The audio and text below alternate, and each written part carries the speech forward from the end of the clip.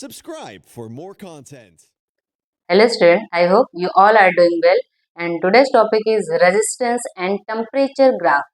Graph between resistance and temperature. Okay, ये चीज हम देखेंगे कि हमें जो रेजिस्टेंस और रेजिस्टिविटी है एंड टेम्परेचर उनके बीच का ग्राफ क्या मिलता है। ठीक है, तो हम अलग अलग मटेरियल के लिए देखेंगे, जैसे कंडक्टर के लिए पहले देखेंगे, फिर सेमी कंडक्टर के लिए, फिर हम एलॉयज के लिए देखेंगे। ओके, तो फर्स्ट हमारा क्या है, फॉर मेटल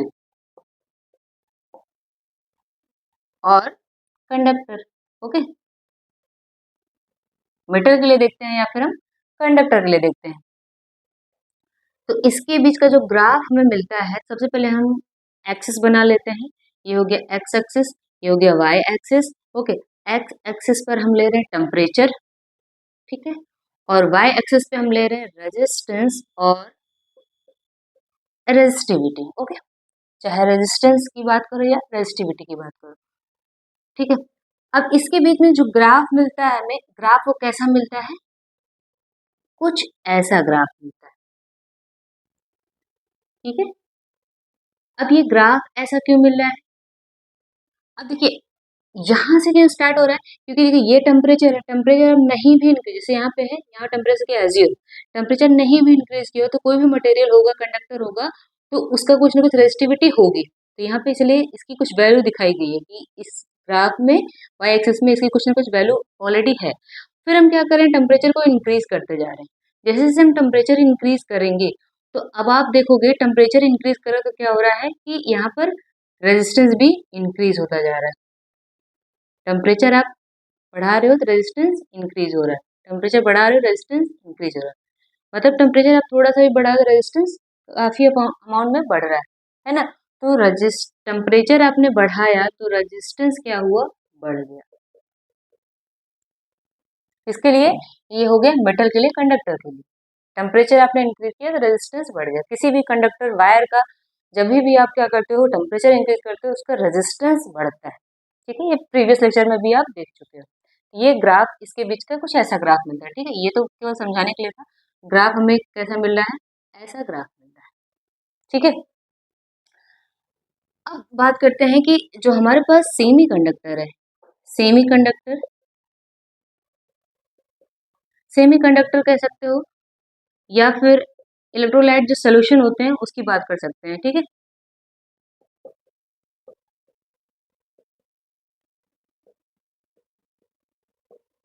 इलेक्ट्रोलाइट सोल्यूशन के लिए भी। तो इसमें देखो क्या मिलता है हमें ग्राफ, ये एक्स एक्सिस, ये वाई एक्सिस। ओके, अब देखिए जो इसमें ग्राफ मिलता है, ग्राफ कुछ ऐसा मिलता है। अब इसका क्या मतलब हुआ, ये हो गया हमारे पास टेम्परेचर, ये हो गया रेजिस्टेंस और रेजिस्टिविटी। तो देखिए यहाँ पे हम क्या कर रहे हैं, यहाँ पर हमने क्या किया, टेम्परेचर को यहाँ पे किया, ठीक है। तो देखिए रेजिस्टेंस यहाँ, अब टेम्परेचर को क्या कर, थोड़ा और बढ़ा रहे हैं, तो रेजिस्टेंस क्या हुआ, कम हो गया। टेम्परेचर को थोड़ा और बढ़ाया तो रेजिस्टेंस क्या हुआ, कम। देखो टेम्परेचर यहाँ पे था, मान लेते हैं ये T1 है, T1 पे रेजिस्टेंस कितना था, R1 था। ठीक है, टेम्परेचर T2 पे रेजिस्टेंस कितना हो गया, R2 हो गया। तो यहाँ पर देखो R2 क्या है, वो लेस देन है R1 से, और यहाँ पे जो टेम्परेचर है T2 वो ग्रेटर देन है T1 से। मतलब आप टेम्परेचर बढ़ा रहे हो तो रेजिस्टेंस क्या हो रहा है, डिक्रीज हो रहा है। मीन्स यहाँ पे अगर आप टेम्परेचर इंक्रीज करते हो तो रेजिस्टेंस क्या होता है, डिक्रीज करता है। रेजिस्टेंस या रेजिस्टिविटी डिक्रीज करेगी, क्यों, क्योंकि आपको पता है ना सेमीकंडक्टर में अगर आप टेम्परेचर बढ़ाओगे तो क्या होगा, नंबर ऑफ फ्री इलेक्ट्रॉन्स क्या होंगे, ज्यादा होंगे। तो कंडक्टिविटी के लिए हमें फ्री इलेक्ट्रॉन्स ज्यादा मिल रहे हैं। ओके, तो वहां पर कंडक्टिविटी बढ़ जाती है, रेजिस्टिविटी क्या हो जाती है, डिक्रीज हो जाती है। ठीक है, इस केस में ऐसा है। तो ग्राफ हमें यहाँ पे कैसा मिल रहा है, कुछ ग्राफ हमें ऐसा मिल रहा है। ठीक है, अब बात करते हैं कि हमारे पास जो थर्ड है वो क्या है, एलॉय के लिए देखते हैं। और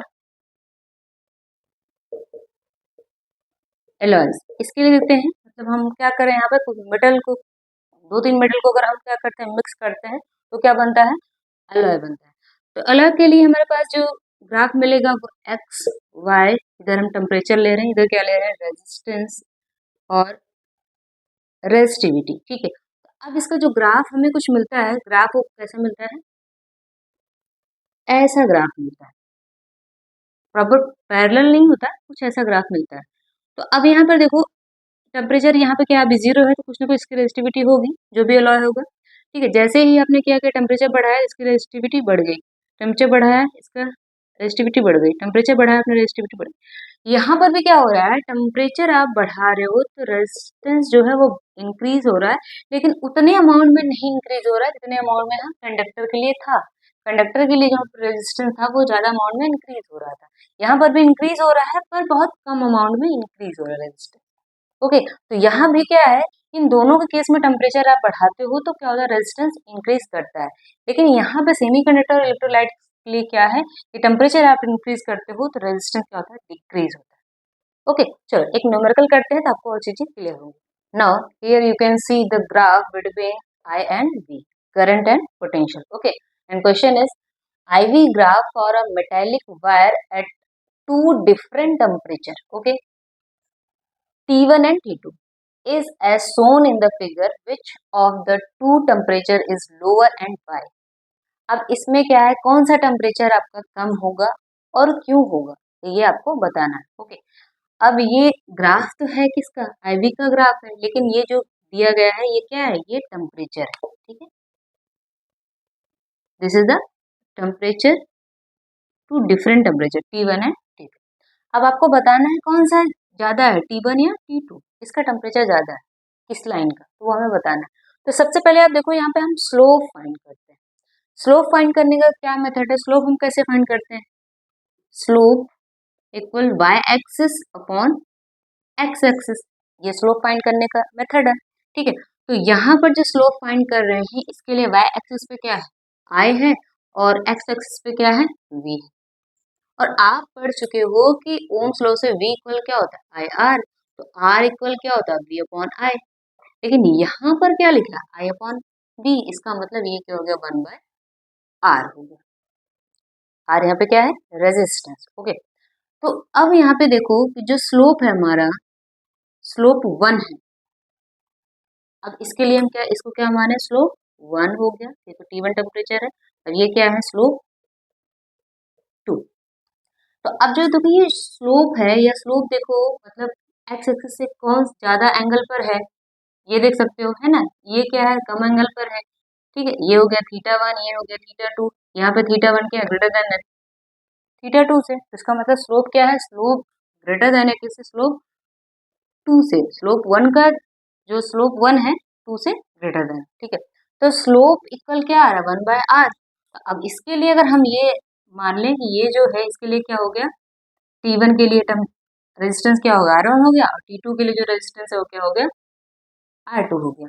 तो अब स्लोप इक्वल क्या हो रहा है, 1/r, तो 1 के लिए क्या लिखेंगे, 1/r1 greater than 1/r2। Okay, तो क्रॉस मल्टीप्लाई कर लेते हैं, तो यहाँ पे क्या आता है, R2 ग्रेटर देन R1। ठीक है, अब ये मल्टीप्लाई करने के बाद देखो R2 जो है ग्रेटर देन है R1 से, तो आपको अभी अभी अभी आपने ग्राफ देखा कि अगर टेम्परेचर इंक्रीज करते हो तो रेजिस्टेंस इंक्रीज होता है।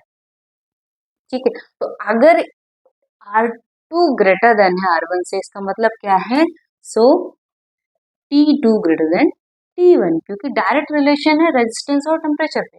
अगर R2 इंक्रीज कर रहा है मतलब इसका टेम्परेचर भी ज्यादा होगा, R2 ज्यादा, रेजिस्टेंस ज्यादा, मतलब टेम्परेचर भी ज्यादा होगा। ओके, तो यहाँ पर जो हमें मिल रहा है ग्राफ, जो टेम्परेचर मिल रहा है वो T2 ग्रेटर देन T1 मिल रहा है, T2 टेम्परेचर ज्यादा है T1 से। ओके, आई होप चीजें आपको क्लियर हुई होंगी। आज के लिए बस इतना ही, मिलते हैं फिर अपने नेक्स्ट लेक्चर में, तब तक के लिए बाय बाय।